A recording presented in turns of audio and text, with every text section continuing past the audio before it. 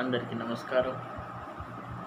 My dear students, మీ అందరికీ Hindi teaching TV తరఫున స్వాగతం, సుస్వాగతం.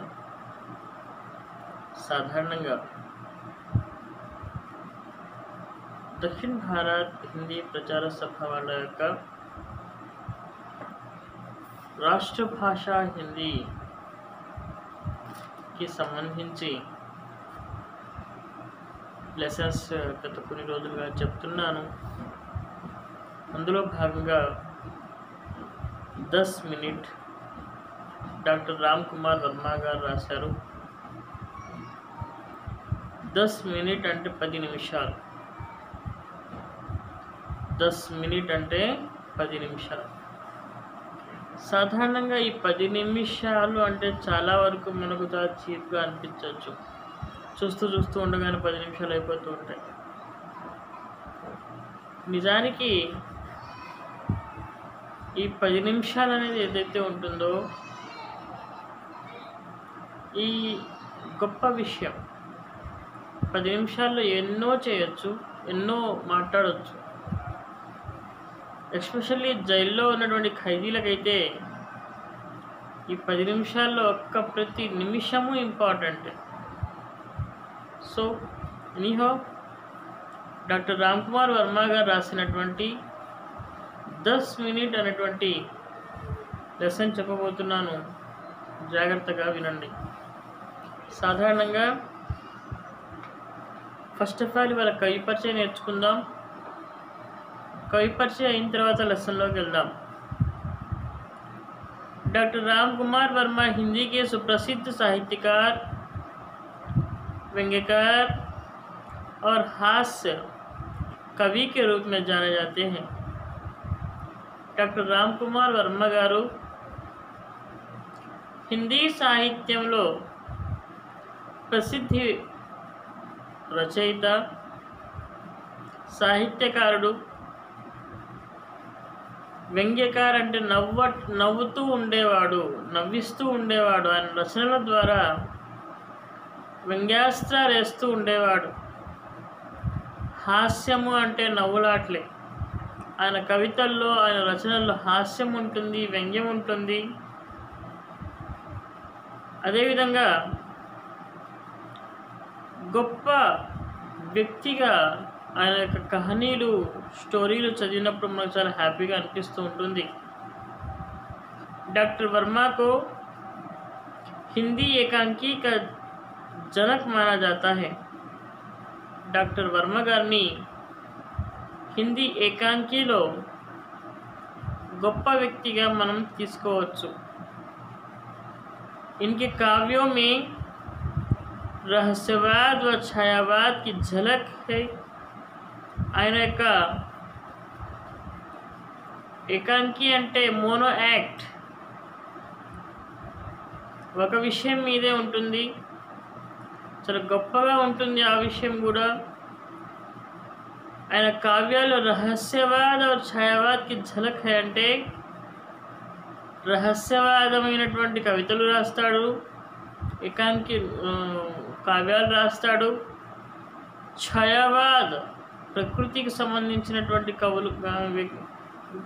ప్రకృతికి సంబంధించినటువంటి విషయాలు కూడా ఆయన యొక్క కవితల్లో, కహానీల్లో, ఏకాంకిలో కనిపిస్తూ ఉంటాయి. उन्होंने कई नाटक और कविताएं लिखकर हिंदी साहित्य को सुप्रसिद्ध बनाया. ఎన్నో కహానీలు, ఎన్నో నాటకాలు, ఎన్నో కవితలు రాసి హిందీ సాహిత్యాన్ని గొప్ప సాహిత్యంగా రూపుదిద్దాడు. डॉक्टर राम कुमार वर्मा का लिखा हुआ तार्किक और हृदयस्पर्शी एकांकी नाटक है 10 मिनट. सच्ची मित्रता का उल्लेख इस एकांकी का मुख्य उद्देश्य है. చాలా నీతిపరంగా, జాగ్రత్తగా తను ఏదైతే చెప్పాలనుకుంటున్నాడో అది చెప్పినటువంటి వ్యక్తి, అందరికీ ఆకట్టుకునే విధంగా, నిజమైనటువంటి ఫ్రెండ్షిప్ అనేది ఏ విధంగా ఉంటుందో, నిజమైనటువంటి అన్ని విషయాల గుణంగా గొప్పగా చెప్పగలిగినటువంటి వ్యక్తి, గొప్ప వ్యక్తి ఈ యొక్క ఈ యొక్క 10 నిమిషాలు 10 మినిట్ అనేటువంటి కవిత చాలా గొప్పది అని చెప్తూ చాలా ఇంట్రెస్టింగ్గా ఉంటుంది. ఇది గొప్పగా రాశారు కవి గారు. మనం లెసన్లో చూద్దాం. आधी रात का समय, एक सजा कमरा, उत्तर और दक्षिण दिशाओं में दरवाजे हैं। उत्तर दिशा का दरवाज़ा बहुत छोटा है, जिसका संबंध बाहर जाने वाली सुरंग से है। दक्षिण दिशा के दरवाजे के समीप एक खिड़की है जो बंद है। हमारे के ठीक बीच में एक टेबल है जिसके दोनों ओर 2 कुर्सियाँ पड़ी हुई है। कमरे के एक कोने में एक पलंग बिछा हुआ है जो कुछ पुराना हो गया है। उस पर एक प्रौढ़ व्यक्ति बहुत साधारण कपड़े पहने सो रहा है। उसकी आयु लगभग 35 वर्ष की है। उसके मुख पर थकावट के चिन्ह हैं। चारों ओर शांति है। कमरे में धीमा प्रकाश हो रहा है। दक्षिण के दरवाजे पर खटखट की आवाज़ साधारणतः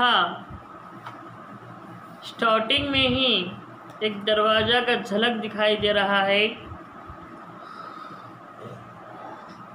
సాధారణంగా స్టార్టింగ్లోనే ఒక రూమ్ కనిపిస్తూ ఉంటుంది. ఆ రూమ్లో ఉత్తర దిశన ఈశాన్య దిశన ఇవి పెట్టడం జరిగింది. దర్వాజే అంటే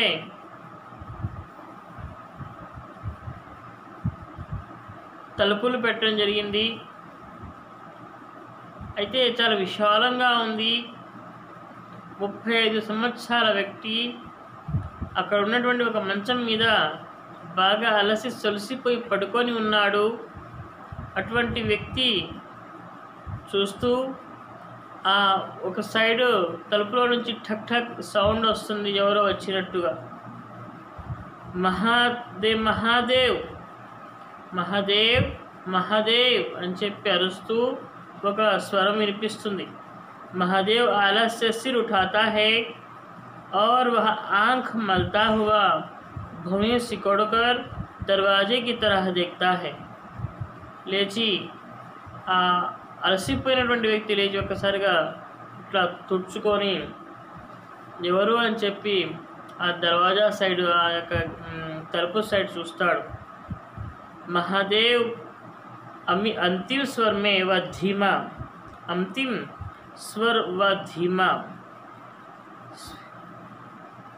इच्छा ना होते हुए भी उठकर आधी रात को भी चैन नहीं दरवाजे के समीप पहुंचकर चिड़े हुए स्वर में कौन है इस समय? वही स्वर भर्रा हुआ बलदेव. महादेव आश्चर्य से ये बलदेव दरवाज़ा खोलता है. चौंकर पीछे हटते हुए तुम इस समय यहाँ कैसे? मंद स्वर में यहाँ क्या? बलदेव प्रवेश और 25 वर्ष का नवयुवक है. उसके वस्त्र खून से रंग हुए हैं. कुर्ते का ऊपरी हिस्सा फटा हुआ है. हाथ में छुरी है जो हाथ के कांपने के कारण वस्त्र में उलझी रही है. बलदेव के मुख पर भय अंकित है. वह सहमी हुई नज़रों से इधर उधर देख रहा है. సాధారణంగా మహాదేవ్ ఇష్టం ఉన్నా లేకపోయినా లేచి,